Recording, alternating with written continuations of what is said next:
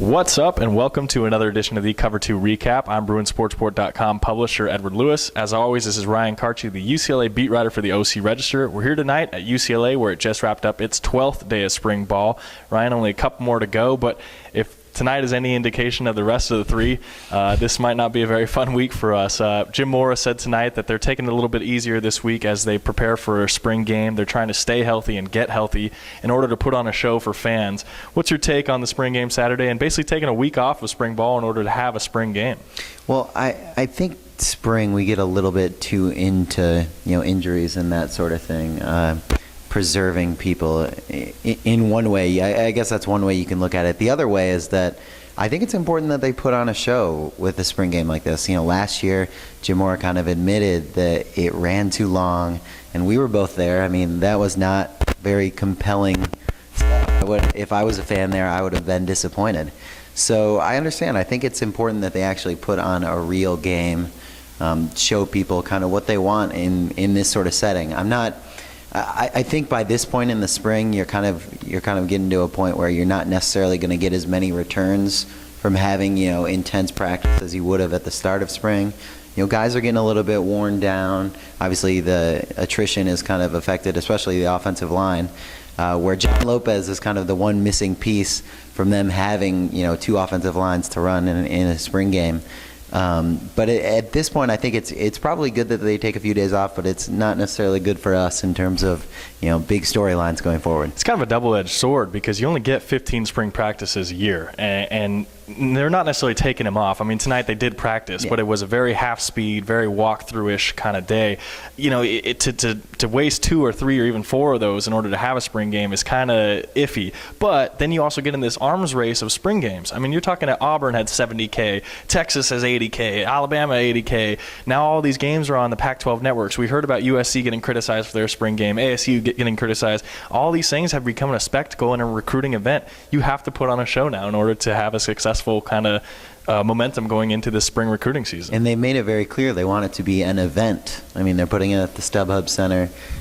They've tried to really hype it up at this point. So if you're going to hype it up, if you're going to put all that work into it, personally, I think you need to at least try to give the fans what they want. The other note of the night came from Myles Jack. We spent a long time tonight talking to him about playing linebacker versus running back and why he does only want to play linebacker this year versus running back. Jim Mora said, look, we're not going to give him a single carry until fall, even in game week, and we might not even give him a carry then. Tell me kind of that whole dynamic and how you saw that one playing out tonight. Well, personally, I think it's the right move. I know that's not necessarily a popular sentiment.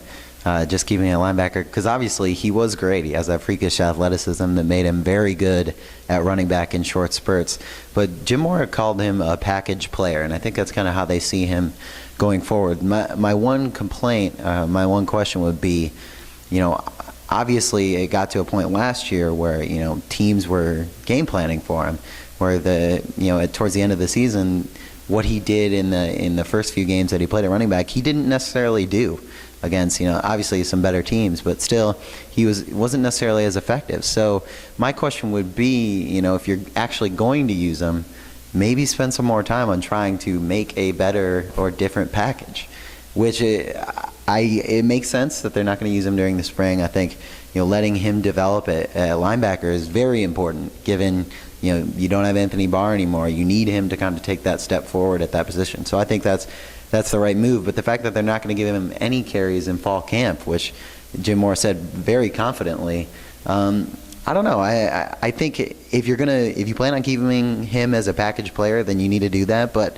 at this point, it almost seems like they would be okay if they never had to give the ball to Myles Jack, which I know that'll disappoint a lot of people. But honestly, I think we're more trending in that direction than we were, say, a few months ago when the season ended. The key thing is it makes Myles Jack happy. I asked Myles today, I was like, look, why is everybody so hell-bent on making you a linebacker, not a running back? And he said, look, man, when I run the ball, I run scared. I don't want to get hit. So that's kind of why he's not playing running back and why he's going to be playing linebacker basically 100% of the time this year. Although that hasn't stopped Kennedy Palomalu, the new running backs coach, from trying to recruit him.